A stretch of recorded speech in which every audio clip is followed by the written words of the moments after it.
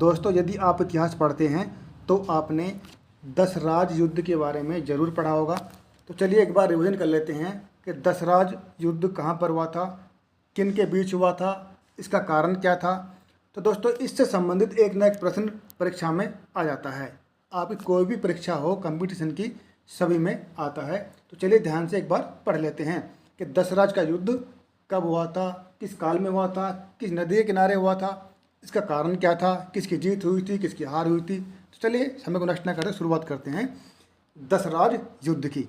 तो देखिए, सबसे पहले हमको मालूम होना चाहिए कि दसराज युद्ध का जो वर्णन है वो हमें कहाँ से मिलता है।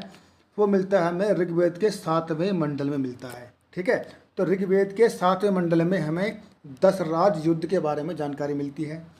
ठीक है, यह युद्ध कहाँ लड़ा गया था, इसका स्थान था परुष्णी या रावी नदी के तट पर यह युद्ध लड़ा गया था। अब बात करते हैं युद्ध लड़ा गया था, लेकिन किसके बीच में लड़ा गया था। तो देखिए, यह लड़ा गया था भरत वंश के राजा थे, जो कि तरत्सु कबीले के थे। ठीक है, तरत्सु कबीले के थे, कभी कभी आता कबीले का नाम भी। तो देखिए, भरत वंश के राजा थे सुदास। ठीक है, तथा 10 अन्य राजाओं के समूह के बीच में ये युद्ध लड़ा गया था। यानी कि भरत वंश के राजा थे जिनका नाम था सुदास, और दूसरे पक्ष में थे 10 राजा, उनके बीच में यह युद्ध लड़ा गया था। 10 राजाओं में 5 आर्य और 5 आर्येतर राजा थे।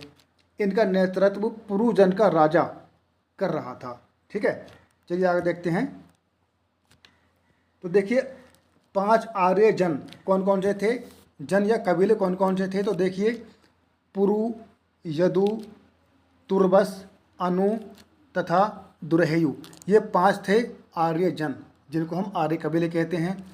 ठीक है, और ये कहाँ पर रहते थे, सरस्वती के किनारे पर थे। ठीक है, 5 थे आर्येतर जन, कौन कौन से थे वो, शिव, पक्था, अलीना, भलना और विषाणिन। ये कौन थे, ये 5 आर्येतर जन थे। कुल मिला कितने हो गए, 10 हो गए।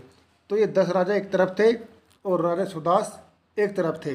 ठीक है, तब ये युद्ध लड़ा गया था। चलिए आगे देखते हैं, इस युद्ध का क्या कारण था।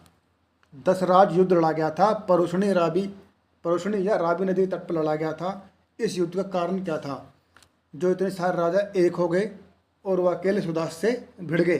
तो देखिए भाई, युद्ध का क्या कारण था। सुदास ने विश्वामित्र को पुरोहित पद से हटाकर वशिष्ठ को पुरोहित बना दिया था। ठीक है, समझ में आई बात।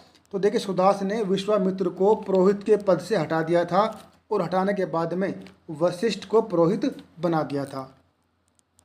अब वशिष्ठ अब क्या थे, विश्वामित्र तो गुस्सा करेंगे ही। अतः विश्वामित्र ने 10 राजाओं का संघ बनाकर सुदास से युद्ध किया। समझ में आई बात नहीं आई। तो कहने का मतलब क्या है कि सुदास ने विश्वामित्र को पुरोहित के पद से हटा दिया था और उनके स्थान पर वशिष्ठ को पुरोहित बना दिया था।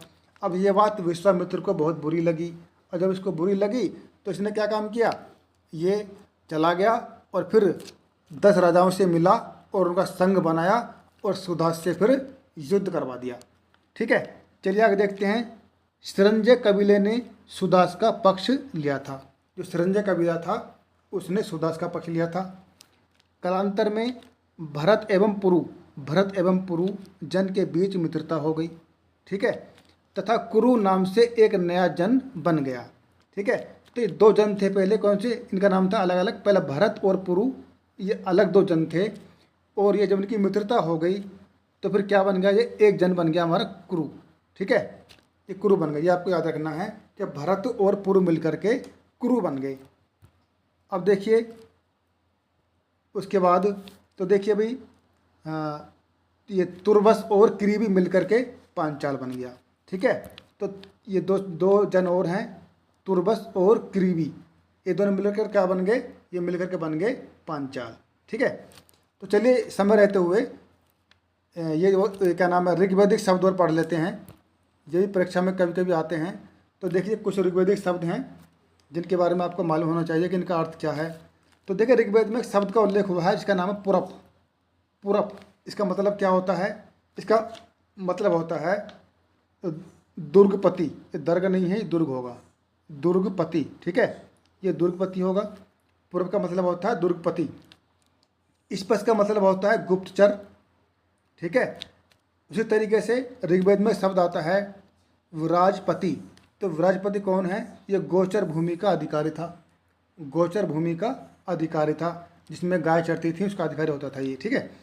कुलप या गृहपति शब्द जो था ये परिवार का मुखिया के लिए इस्तेमाल किया गया है ऋग्वेद में। और एक शब्द मिला इसमें प्रश्न विनाक, जिसका अर्थ है वैदिक कालीन न्यायाधीश। तो प्रश्न विनाक का क्या मतलब है? वैदिक कालीन न्यायाधीश। एक शब्द है चरिष्णु। चरिष्णु का मतलब क्या है? दुर्ग गिराने का इंजन था ये, ठीक है। चरिष्णु क्या था? दुर्ग को गिराने का एक इंजन था। उसके बाद में इसका मिलता जुलता शब्द मिलता है चर्षिणी। चर्षिणी क्या है? कृषि के लिए, ठीक है, कृषि के लिए उपयोग में आने वाला एक उपकरण था। उसी तरीके से चरिष्णु दुर्ग गिराने का इंजन था। ये आपको दोनों याद रखने हैं, चरिष्णु दुर्ग गिराने का इंजन और चर्षिणी कृषि के लिए उपयोग में आने वाला एक उपकरण था। ग्राम्यवादिन इस शब्द का मतलब था गांव के न्यायाधीश। ग्राम्यवादिन गांव के न्यायाधीश होते थे। अब देखिए वैदिक देवताओं का पुरोहित कौन है? बृहस्पति था। क्वेश्चन आ जाए कि वैदिक देवताओं का पुरोहित कौन था, तो वो बृहस्पति था। आर्य लोग युद्ध करते समय द्वंद्व भी बजाते थे, ठीक है। जो आर्य लोग युद्ध करते थे तो युद्ध के समय वो द्वंद्व भी बजाते थे।